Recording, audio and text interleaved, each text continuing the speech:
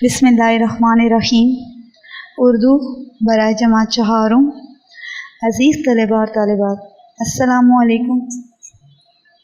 उम्मीद है आप खैरियत से होंगे। आज हम पढ़ेंगे उर्दू। हमारा उन्वान है परचम की कहानी नानी अम्मा की ज़ुबानी।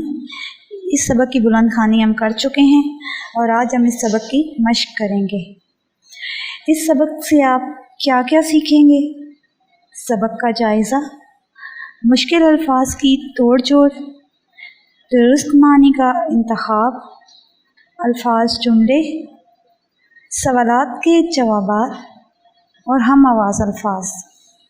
शुरू करते हैं इस सबक के जायज़े से।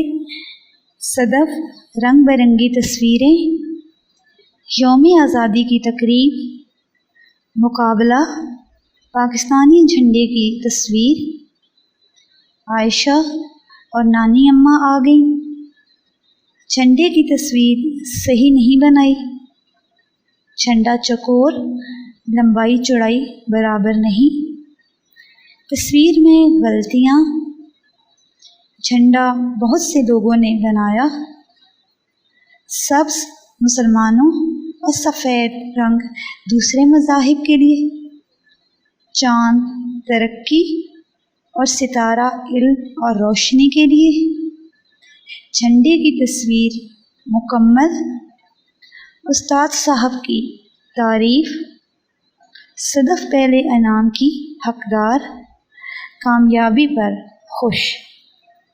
सबक के जायज़े के बाद अब हम सबक की मश्क करेंगे। आपकी किताब का सफ़ा नंबर 91, सवाल नंबर 1।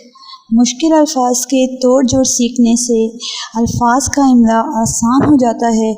दिए गए अरकान को जोड़कर अल्फाज मुकम्मल करें। इन अरकान को जोड़कर जो अल्फाज बनेंगे वो इस सवाल के सामने इनके जवाबात भी दिए गए हैं। सबसे पहले है मुसव्वरी। जब हम इसको मिला के लिखेंगे तो लिखेंगे मुसव्वरी। दूसरा है लम्बाई। जोड़ के लिखेंगे तो लिखेंगे लंबाई। मीम की आधी शक्ल को बे के साथ मिलाएंगे। अगला लफ्ज़ है, अगला हर्फ है ताज्जुब। मुकम्मल लफ्ज़ बनेगा ताज्जुब। शनाख्त, कामयाबी। जोड़ के लिखेंगे इसको कामयाबी। सवाल नंबर 2। नीचे दिए गए जुमलों में कुछ अल्फाज के नीचे लकीर लगाई गई है। इन अल्फाज के दुरुस्त मानी के गिर्द दायरा बनाइए। पहला जुमला है, हर साल सदफ स्कूल में मुसव्वरी का मुकाबला होता था। लफ्ज़ है मुसव्वरी, इसका हमने मानी बताना है। जो आपके सामने 3 मानी दिए गए हैं उनमें से जो दुरुस्त है उसके ऊपर आप दायरा लगाएंगे। पहला है तकरीर करना, दूसरा मज़मून लिखना, जीम तस्वीर बनाना। तो मुसव्वरी का मानी होगा तस्वीर बनाना। दूसरा जुमला है, नानी की बात सुनकर आयशा को ताज्जुब हुआ। ताज्जुब का माने बताना है। अलिफ हैरत, बे खुशी, जीम दुख। ताज्जुब हैरत। तीसरा जुमला है, झंडा मुल्क की शनाख्त होता है। शनाख्त का माने बताना है। अलिफ खूबसूरती, बे पहचान, जीम मलकियत। शनाख्त पहचान। चौथा जुमला, सदफ की तस्वीर परचम के असली खाके से मिलती थी। खाके का माना बताएंगे आप। एक रंग, बे कपड़े, जीम नक्शा। खाके यानी कि नक्शा। आखिरी जुमला, सदफ कामयाबी पर बहुत खुश थी। कामयाबी का माना अलिफ नाकामी, बे जीत, जीम तस्वीर। जी बिल्कुल, कामयाबी का मानी है जीत। सवाल नंबर 3। इन अल्फाज के जुमले बनाइए। पहला लफ्ज़ है मुसव्वरी। सदफ के स्कूल में मुसव्वरी का मुकाबला था। दूसरा लफ्ज़ ताज्जुब। नानी अम्मा की बात सुनकर आयशा को ताज्जुब हुआ। शनाख्त, جھنڈا ملک کی شناخت ہوتا ہے۔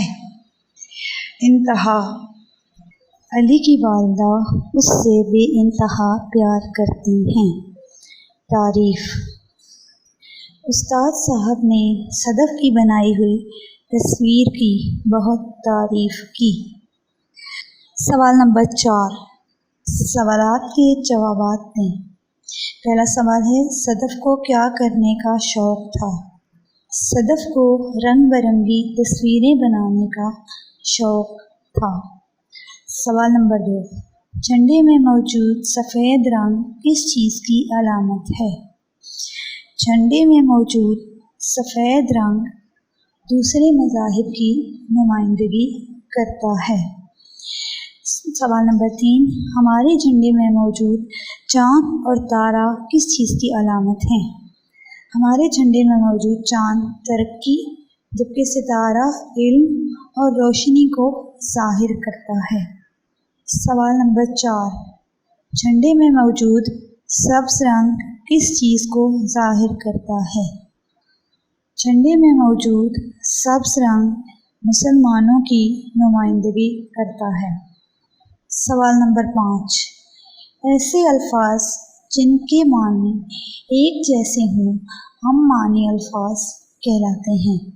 مثال کو دیکھیں اور جملے کے سامنے دیے گئے الفاظ کے ہم معنی الفاظ سے جملے مکمل کیجیے۔ جیسا کہ ابھی ہم نے ہم معنی الفاظ کی تعریف پڑھی کہ ایسے الفاظ جن کے معنی جو ہیں وہ ایک جیسے ہوں، لکھنے میں وہ ایک دوسرے سے مختلف ہوں لیکن ان کے معنی ملتے جلتے ہوں، وہ ہم معنی الفاظ کہلاتے ہیں۔ پہلا جملہ ہے، اس سال صدف نے مقابلہ مصوری میں حصہ لینے کا خالی جگہ کیا۔ اب سامنے اس کے جو لفظ دیا گیا ہے وہ ہے ارادہ، تو ارادہ کا معنی آپ کے سامنے لکھا ہوا ہے فیصلہ۔ تو شروع کرتے ہیں، جو باقی ہم معنی الفاظ ہیں ان سے جملے مکمل کرتے ہیں۔ پہلا جملہ ہے، جھنڈے میں موجود ہر چیز کا کوئی نہ کوئی خالی جگہ ہوتا ہے۔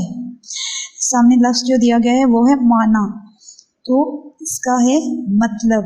جھنڈے میں موجود ہر چیز کا کوئی نہ کوئی مطلب ہوتا ہے۔ دوسرا جملہ ہے، پاکستان ہم سب کا خالی جگہ ہے۔